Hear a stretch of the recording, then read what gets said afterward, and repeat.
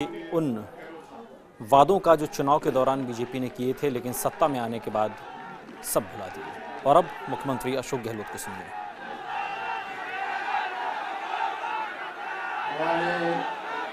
हमारे महामंत्री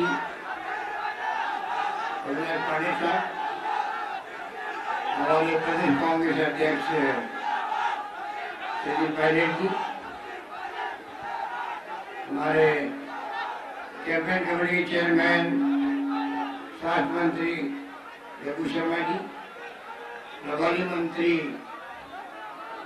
हरीश चौधरी जी, प्रभारी मीणा जी,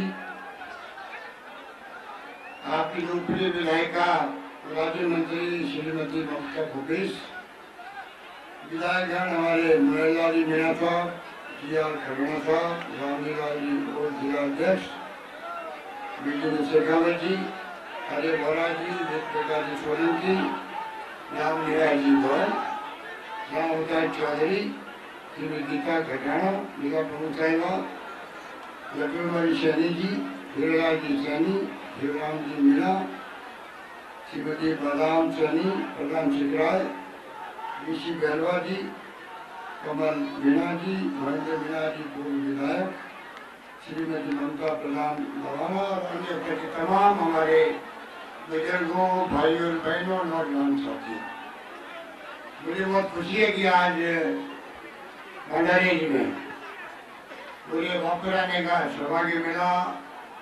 पिछले चुनाव में आपने, जब मैं चुनाव में आया था शिवराय में, तो आप लोगों ने ममता भूपेश को अपना आशीर्वाद दिया और भारी बहुमत से आप उनको कामयाब किया।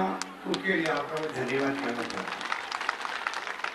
आप सब जानते हैं कि जब जब सरकार कांग्रेस की आई है, हमेशा किसानों का, गरीबों का, दलितों का, पिछड़ों का, क्षतिज कौम का ध्यान रखा और विकास के अंदर हमने कभी कमी नहीं रखी। ममता भूपेश गिना रही थी क्या क्या काम आपके यहाँ पे हुए। मैं समझता हूँ कि मुझे वापस रिपीट करने की आवश्यकता नहीं। कॉलेज खोलना भी अपने आप में बहुत बड़ी उपलब्धि थी, नौजवान लोग जानते हैं। उस तहसील सिकंदरा में, दरौड़ा में खोली हम लोगों ने। प्राइमरी हेल्थ सेंटर PHC 8 खोली आपके क्षेत्र में और 3 CHC खोलना मैं समझता हूँ कि बहुत बड़ी उपलब्धि थी। पशु चिकित्सालय खोल गया, 200 करोड़ की सड़कें बन गई, ट्रॉमा हॉस्पिटल बन गया और ईश्वरदा बांध का भी हमने योजना बनाई थी। आप देखा होगा कि आते ही अभी हमने ईश्वरदा बांध का टेंडर जारी कर दिया है। वो काम जल्दी पूरा हो, ठेठ ईश्वरदा लगा करके दूसरा तक चोरी माधुपुर होता हुआ, बामनवास हो, बोली हो, सबसे होता हुआ आपके दूसरा तक पानी आएगा, तब जाके आपकी पानी की समस्या का समाधान होगा। और वो करके रहेंगे, क्योंकि कब तक आप शुद्ध पीने का पानी नहीं मिले जनता को, ये कब तक चल सकता है। इसलिए समय आ गया है, बिशनपुर बांध हो चाहे वो ईश्वरदा बांध हो, पानी मिलना चाहिए पीने का। ये हमारी प्रायोरिटी है हमारी। मैं आपसे ये निवेदन करना चाहता हूँ। और बाकी जो अब जो मांगे की जा रही है, मुरारी मीणा ने भी कहा हो चाहे वो ममता भूपेश ने कहा हो, आप निश्चिंत रहो।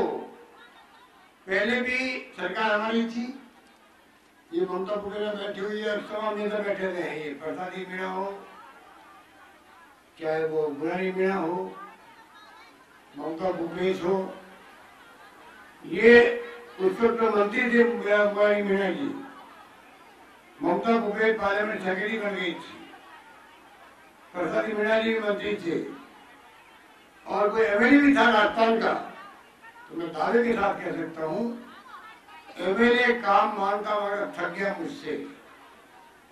मैंने वो कामों को पूरा करने में एक भी कभी मना नहीं किया इनको। ये मेरा इतिहास रहा राजस्थान में। मैं पूछता था इनको खड़ा करके चुनाव में, और कोई मांग बाकी रह गई क्या? तो एमएलए को कहना पड़ता था कि मांगे क्या आपसे, जो मांगा आपने हमें दिया। इस प्रकार से उस जमाने में काम हुए थे। दवाइयां फ्री कर दी हम लोगों ने, टेस्ट फ्री कर दिए, खून की जांचें free, sonography free, dialysis free, बुजुर्गों के लिए तो एमआरआई और सीटी स्कैन फ्री है एसएमएस के अंदर, कोई कमी नहीं रखी। पेंशन दे दी बुजुर्गों को, बहनों माताओं को, बुजुर्गों को 750 रुपये, 500 रुपये, अभी ने बढ़ा दिया 1000 कर दिया है, और 500 और 750 कर दिया। पेंशन देना किसे कहते, तमाम तरह की अड़चना आ रही थी, हटा दी कि आज बुजुर्ग आदमी घर में अगर है, पेंशन मिलती है उसको पर मंथ, साल में मिलते 9,000 रुपये, 12,000 रुपये, और मिलेंगे 18,000, 24,000 मिलेंगे पति पत्नी है तो। अब कल्पना करो, उसको अपने बेटों की बहुओं से मांगनी जरूरत नहीं पड़ती। तो बहन समाज घर में आ गई, पोता पोती आ गया तो उसको 5 रुपये 50 रुपये का नोट पकड़ाना है, बिना बहू को पूछे हुए जेब में से निकाल के बुजुर्ग महिला उसको दे सकती है, अपने पोता पोती को, नाती को, ये दे सकती है, बहन सरासी को दे सकती है। पहले मांगते थे तो कई बार अगर ढंग से बात नहीं होती सासू बहू के, तो मन दुख होता कि मैंने मांगा पैसा और बहू ने दिया नहीं, वो समझ हमने हल कर दी थी उसे मांगे के। और दादा दादी की सेवा भी जो है, पोता पोती है, छोड़ने घूमते घूमते चारों में घूमते रहते हैं। अगर दादा पानी पिलाऊं या खाना खिलाऊं दादी, जिससे कि इनको खुश लगेंगे तो हमें 50,000 नोट मिलेगा, तो पोता पोती भी ध्यान रखते हैं बुढ़े बुढ़े। इस प्रकार से हमने सेवा किया आप लोगों की, इस प्रकार सेवा करें, कोई कमी रखी नहीं। बच्चों को, छात्रों को लैपटॉप सेवा, तो क्या क्या नहीं किया तो कोई याद नहीं, आपको याद रहा। इसलिए चुनाव के अंदर जो माहौल बनाया आपने, पिछली सरकार के जो काम थे, हारा तो दिया आपने हमें, उसमें मोदी मोदी मोदी लगा करके, ये मोदी अगर यहाँ सरकार बनेगी बीजेपी की तो मोदी प्रधानमंत्री बाद में बनेगा, ये भावना फैल गई थी। मैंने उस वक्त कहा था कि सरकार हमारी बनेगी, इतने मैंने काम किए हैं। और मैंने ये भी कहा था अगर सरकार हमारी नहीं बनी, आने वाली गवर्नमेंट काम भी नहीं करेगी, और वही हुआ। वसुंधरा जी जो है, वसुंधरा जी ने मेरी बात सुन ली थी शायद, और इसलिए उसने सरकार बनने का कोई काम नहीं किए। और एमएलए मिलने जाते थे कि मैडम काम नहीं होते हैं, क्या मुंह लेके जाए गाँव में, तो पता है वसुंधरा जी मुख्यमंत्री क्या कहती थी उनको, आपको शायद नहीं मालूम है। वो कहती थी कि आप आए हो काम मांगने के लिए, आप पता मेरे सामने सिविल लाइन में कौन रहता है, सिविल लाइन में मेरा मकान, वसुंधरा की आमने सामने मकान है। वो कहती थी पता है कौन रहता सामने, मैंने कहता था वो पूर्व मुख्यमंत्री अशोक गहलोत रहते हैं, जाओ उसको पूछ लो, खूब काम करके देख लिए, वो वहां बैठा हुआ, मैं यहाँ जीत के यहाँ बैठी हुई हूँ, काम करने क्या, जाओ अपना काम हो जाएंगे। जिसकी सोच ये हो चुनाव जीतते ही 2-4 महीने में वो क्या काम करते हो। इसलिए मैं धन्यवाद करना चाहता हूँ प्रदेश की जनता का, आप सबका। इस बार जो माहौल बना गांव में, ढाणी में, जिलों में, घर घर में, मेरे ख्याल से ऐसा माहौल मैंने मेरी जिंदगी में कभी नहीं देखा 45 साल की लाइफ के अंदर। इतना शानदार माहौल बनाया आपने, और सरकार हमारी बन गई। कोई हमारी गलती रही होगी, उसका नतीजा में कम हो गए, बड़ा उम्मीद ज्यादा की थी। पर मैं कहना चाहूंगा हम सब एकजुट होके निकल पड़े मैदान में। आज देश को जरूरत है कांग्रेस की, सुन लीजिए आप लोग, देश को जरूरत कांग्रेस की है। आप सब लोग समझदार हैं, हमारे देश में अनपढ़ हो सकते हैं लोग, कम पढ़े लिखे हो सकते हैं, पर अक्ल होशियारी जो है ना, वो हमारे देश के लोगों का मुकाबला दुनिया में कोई मुल्क नहीं कर सकता। और इसी रूप में आपने हमेशा फैसले किए। इंदिरा जी को चुनाव हरवा दिया तो 2.5 महीने में मालूम पड़ गया, आंधी चली इंदिरा गांधी वापस। मैं कहना चाहूंगा अब जो राज कर रहे मोदी जी, ये नकारात्मक पॉलिसी कर, नेगेटिव पॉलिसी करते हैं। इनके मुझे कभी नहीं निकला कि पंडित नेहरू ने क्या काम किया आजादी के बाद में, कैसे गुलामी से बाहर निकले, किस प्रकार इंदिरा गांधी ने पाकिस्तान के 2 टुकड़े कर दिए, पाकिस्तान 2 टुकड़े करना, बांग्लादेश बना दिया, और 90,000 लगभग 1 लाख होते हैं वो कर्नल जनरल सैनिक सबके हथियार डलवा दिए, सरेंडर करवा दिया। क्या दुनिया के इतिहास में कभी सुना आपने? क्या मोदी जी के मुंह से कभी निकला? हमारे मुल्क में कभी इंदिरा गांधी भी हुई थी जिसने ये काम किए, खालिस्तानी बनने दिया, पंजाब को अलग नहीं बनने दिया देश से, जान उनकी बाजी लगा दी, उनकी जान चली गई, उनकी सिक्योरिटी वाले ने उनकी जान ले ली, सीधा छलनी कर दिया एक महिला प्रधानमंत्री का। और आप कल्पना करो ये मुल्क एक रहा, अखंड रहा है 70 साल के अंदर। मोदी जी ने क्या किया कांग्रेस ने? अरे मोदी जी कुछ तो सोचो, आप प्रधानमंत्री पद पे हो, प्रधानमंत्री पद बहुत बड़ा पद होता है। प्रधानमंत्री पद जो है वो भी खाली बीजेपी का नहीं है, वो नरेंद्र मोदी प्रधानमंत्री देश के होते हैं। उनके मुंह से वो सब निकले प्रधानमंत्री के मुंह से तो दिल को छूने वाले होने चाहिए, दिल को छूने वाले होने चाहिए। प्रधानमंत्री बोल रहा है, हमारे प्रधानमंत्री असत्य बोलते हैं, हमारे प्रधानमंत्री लड़के झटके करते रहते हैं। आप बताओ क्या क्या कहते हैं वो राहुल गांधी के बारे में, उनके खानदान के बारे में, पंडित नेहरू के बारे में। अरे जिस नेहरू ने नींव रखी देश के विकास की, क्या क्या नहीं किया उन्होंने। और आप देख रहे हो किस प्रकार से जो कुछ माहौल बनाया देश में, घृणा का है, नफरत का है, हिंसा का माहौल बना दिया। लोकतंत्र खतरे में आज देश के अंदर। अमित शाह कहते हैं 50 साल के राज करेंगे। अरे तुम कहने वाले होते कौन हो? ये बात किसी प्रधानमंत्री ने आज तक नहीं कही है, क्योंकि जनता माई बाप है, जनता फैसला करती है कौन सरकार बैठेगा, अगली सरकार किसकी बनाएंगे, जनता फैसला करती है। अमित शाह कहते हैं 50 साल राज करेंगे। आपकी नीयत पे खोट है कि आपने कहा ये बात। ये तो हम जानते हैं आप फासिस्ट लोग हो, आरएसएस बीजेपी वाले फासिस्ट ही लोकतंत्र का मुखौटा पहन के सरकार बनाना चाहते हैं, सरकार बना भी ली लोगों ने, तो लोकतंत्र में इनका कोई विश्वास नहीं है। ये किसी की आलोचना सुनना पसंद नहीं करते हैं, आलोचना कर तो सरकार की देशद्रोही है। आप कल्पना कीजिए, आज भी माहौल बना दिया, हम कोई सैनिकों के चोरी पे कोई क्वेश्चन मार्क करे, कौन कर रहा है?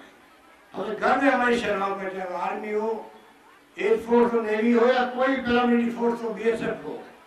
कितना आज कई पैसे रहते, सीमाओं पर रहते हैं, आतंकवाद का मुकाबला कर रहे हैं। कितनी हमारे नौजवान लोग से लोग आते हैं, उनमें गर्व है। और चुनाव जीतने के लिए जिस प्रकार की बातें की जा रही है वो आपको हमको समझने की बात है। क्यों की जा रही है आपको सोचना पड़ेगा, समझना पड़ेगा, तब जाके अपना काम चलेगा। मैं कहना चाहूंगा इनकी सोच ऐसे ही है। तो वसुंधरा जी देखा आपने किस रूप में वसुंधरा जी ने राज किया, पहली बार भी राज किया, उस वक्त में भी 21 बार फायरिंग करे। बैठ जाओ, जाने दो उनको, जाने दो। अरे जाने दो भाई, तो घर में काम के ही काम पड़े रहते, महिलाओं के आप कहीं बैठे, पूरे तो ढाले बैठे थे घर के अंदर, बैठ गया कर इनके लिए काम नहीं, जाने दो। महिलाओं के जाने की बात में सोचो। तो मैं कहना चाहूंगा आपको, पिछली बार वसुंधरा जी ने जिस प्रकार शासन किया और फायरिंग करी, 90 किसान मारे गए थे, रावला में, घरसाना में, चोला में, 52 गुर्जर मारे गए थे पुलिस की गोली से। क्या राज कभी हुआ राजस्थान में? आजादी के बाद में कभी इस प्रकार फायरिंग हुई कभी किसी पर? इस प्रकार से राज करने वाली महिला को दूसरी बार मुख्यमंत्री आपने फिर बुला दिया। ये बड़े आश्चर्य की बात थी, बड़े दुख की बात थी, किस प्रकार वसुंधरा जी ने करप्शन की हदें पार करवा दी। नरेंद्र मोदी टाइप लोग बैठे हुए थे उस वक्त में, दलाली करते थे यहाँ पर। आज लंदन में बैठा हुआ है, भगोड़ा है देश का, वो इनका बहुत प्यारा था। किस प्रकार से कानून व्यवस्था चौपट हो गई थी, विकास ठप हो गया था, कुशासन था, सब कुछ था। एक आदमी का बड़ा किसे कहते हैं, 52 गुर्जर मारे गए, 90 किसान मारे गए, कोई पूछने वाला नहीं उनको, उनसे सवाल नहीं करते कोई लोग। तो आप किस मुंह से वोट मांगना आते हो हमारे बीच में? पता नहीं, उसके बाद में वो ठोक देते हैं हम लोग कई बार। इस प्रकार के हालात में सरकारें चली बीजेपी की और कांग्रेस के शासन में कर्नल फैसला जी ने आंदोलन शुरू किए हो, हमने बुला के बाद करी डायलॉग रखे 5 साल तक। पिछली बार मेरे वक्त में एक बार फायरिंग बात तो छोड़ो, लाठीचार्ज तक नहीं होने दिया राजस्थान के अंदर। नहीं मैं कह सकती किस पूरे वोट मांगते हैं आकर के, या आप को सोचते हैं बात। इसलिए ध्यान रखो, अभी पायलट साहब और पाड़े साहब और ममता भूपेश मुरारी मीणा जी ने अच्छी बात कह दी है। आपको मैं आह्वान करना चाहूंगा कि इस देश में कोई संविधान खतरे में है, लोकतंत्र खतरे में है और देश खतरे में है। इतने असत्य बोलने वाले लोग इकट्ठे हो गए हैं। 2 चेहरे हैं खाली, नरेंद्र मोदी जी और अमित शाह जी, वो राज करें देश के अंदर। राहुल गांधी कहते हैं कि हमारी कोई दुश्मनी इनसे नहीं है, हम चाहते हैं प्यार से, मोहब्बत से, भाईचारे राजनीति करें। उनकी विचारधारा उनके पास में है, हमारी विचारधारा हमारे पास में। जनता फैसला करे कौन सी विचारधारा, कौन से कार्यक्रम जनता के लिए, कौन से भले के काम देश के लिए, कौन से सिद्धांत अच्छे हैं, सुने, अपनी बात कहो, अपनी बात कहो। हमारी ये उपलब्धि है 5 साल की, हमने ये वादे किए थे, निभाए नहीं निभा पाए, बताओ जनता को। आगे हम आगे काम करेंगे। मोदी जी कभी नाम नहीं लेते उन बातों का, ना काला धन है 1 रुपये का, ना नौकरी लगी बच्चों को 2 करोड़ रोजगार की बात की थी, ना महंगाई कम हुई, तो ना राफेल के जवाब दे रहे हैं। राफेल का विमान, लड़ाकू विमान 526 करोड़ का था, सरकार बदलते 1660 करोड़ का कैसे हो गया? तो जवाब है, राहुल गांधी लगातार सवाल पूछते हैं तो मोदी जी के मुंह से इस सब नहीं निकलता। हालात बड़े गंभीर हैं। अगर इस बार हम लोग ये जो राष्ट्रभक्ति की बात करते हैं, क्या आप यहाँ बैठे हुए लोग हो, हम लोग राष्ट्रभक्त नहीं है? किस मुंह से कहते हैं? क्या राष्ट्रभक्त बनने के लिए बीजेपी में आना जरूरी है? हमारा ये लोकतंत्र है उनकी दृष्टि के अंदर। किस प्रकार से बात कर रहे हो लोग? धर्म के नाम से भड़काने का काम है, उपलब्धि बता नहीं पा रहे हैं, इसलिए वो जानबूझ के चुनाव जीतने के लिए कभी चुनाव के वक्त राम मंदिर याद आता है हमेशा। पहले गाय माता याद आती थी 40 साल पहले, राम मंदिर आता है। और मैं बताऊं आपको के बाद कभी गांधी जी को और सरदार पटेल को, उनकी नीतियां, उनके सिद्धांत वो चुरा है बीजेपी वाले, नरेंद्र मोदी जी खुद भी। गांधी जी अहिंसा की बात करते थे, सत्य की बात करते थे, परिग्रह की बात करते थे। और नरेंद्र मोदी जी किस प्रकार उनका नाम लेकर राजनीति करना चाहते हैं। सरदार पटेल जिन्होंने आरएसएस बैन लगा दिया गांधी हत्या के बाद में, सरदार पटेल को नाम लेके मूर्ति बनानी वहां पर, खाली जनता को गुमराह करने के लिए। ना सरदार पटेल की नीतियों में, ना गांधी की नीतियों में, ना मोदी जी का, नहीं पार्टी का विश्वास है। ये खाली इनके सिद्धांतों को, नीतियों को और ये व्यक्तित्व को चुरा करके ये राजनीति करना चाहते हैं। सरदार पटेल ने तो आरएसएस बैन लगा दिया था और आरएसएस के लोगों को लिख के देना पड़ा, हम भविष्य में कभी राजनीति में हिस्सा नहीं लेंगे, हम सांस्कृतिक दल के रूप में काम करेंगे। और आज पूरी तरह बीजेपी के जिस रूप में सब फैसले हो रहे हैं वो तमाम आरएसएस को पूछ हो रहे हैं। संस्थाएं बर्बाद हो रही है, मानवीय संस्थाएं, और तो और CBI, IB, income tax, ED, judiciary, सबका दुरुपयोग हो रहा है देश में। जो समझते हैं इंटेलेक्चुअल लोग, मालूम है अपने देश के अंदर क्या बोलते हैं। और ये मीडिया वाले जो हमारे भाई लोग बैठे हैं, ये बहुत मेहनत कर रहे हैं, खड़े थे मेरे को शूट कर रहे हैं ये लोग। इनकी चलने वाली नहीं है, जोड़ी के कोई शूट करें चलाएंगे, इनके हाथ में कुछ है ही नहीं। इनके मालिक लोग इतना दबाव में है देश के अंदर, मीडिया के लोग, इनकम टैक्स से, सीबीआई से, ईडी से कब छापा डाल दे मोदी, निष्पक्ष हो गए ये बता नहीं पा रहे, खाली मोदी मोदी मोदी बता रहे हैं देश में।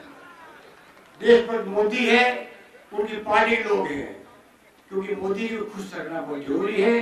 पता नहीं कब हमारे यहाँ छापा डलवा दे मोदी। आप सोच सकते हो, एक एनडीटीवी है, एनडीटीवी आप देखते हो कुछ लोग एनडीटीवी को देखते हो, हाथ खड़ा करके चलो देखते हो। Oh very good. आप देखते हो आप लोग एनडीटीवी? आप बताइए, वो रवीश कुमार है, वो खुद एंकर है, उसको कहना पड़ा है कि जिस प्रकार से एंकर और मालिक दबाव में है और मोदी गाता गा रहे हैं, देशवासियों 2 महीने के लिए टीवी देखना बंद कर दो। तो कह सकता है, क्यों कह रहा है कि टीवी देखने के वास्ते में लोगों का दिमाग नहीं फिर जाएगा, मोदी मोदी करने लग जाएगा, तो देश बर्बाद हो जाएगा।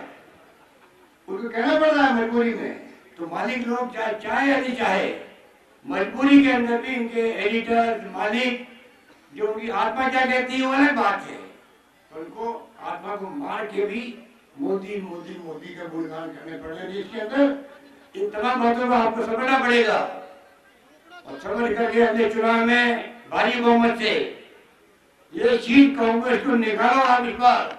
ये मेरी मालिक अपील आपसे, इसलिए हम लोग आए आपसे। 2 बार इसे निकलनी चाहिए हमारी, पहले निकले नहीं 2 बार, कुछ कारण से निकलेगी तो मैं कह दिया मैं मार के लगा। ये बड़ा प्यारा बच्चा है, जब मैं आता हूँ मुझे ही मिलता निकलेगी मेरे बेटे। बहुत बढ़िया, धन्यवाद, तेरा भी धन्यवाद। तेरे मुंह में गुड़ शक्कर क्या कहते हैं। तो ये बात करता हुआ मैं अपनी आपको अपील करूंगा कि मेरी बात और हम सब नेताओं की बात को गौर करें और पूरा संदेश पहुंचाए पूरे क्षेत्र में। ये सीट कांग्रेस ही जोड़ी डालो। धन्यवाद, जय हिंद, धन्यवाद। तो मुख्यमंत्री अशोक गहलोत सीधे तौर पर निशाने पर लेते हुए केंद्र की मोदी सरकार को और कुछ बुनियादी सवाल खड़े करते हुए वही सवाल जो लगातार हर जनसभा में मुख्यमंत्री अशोक गहलोत उठा रहे हैं, चाहे वो बेरोजगारी का मसला हो, सालाना 2 करोड़ नौकरियां देने की बात हो, किसानों का मुद्दा हो, महिलाओं की सुरक्षा का विषय हो, हर उस विषय को मुख्यमंत्री अशोक गहलोत छू रहे हैं और याद दिला रहे हैं केंद्र की मोदी सरकार को कि जब चुनाव था तो चुनाव के दौरान वो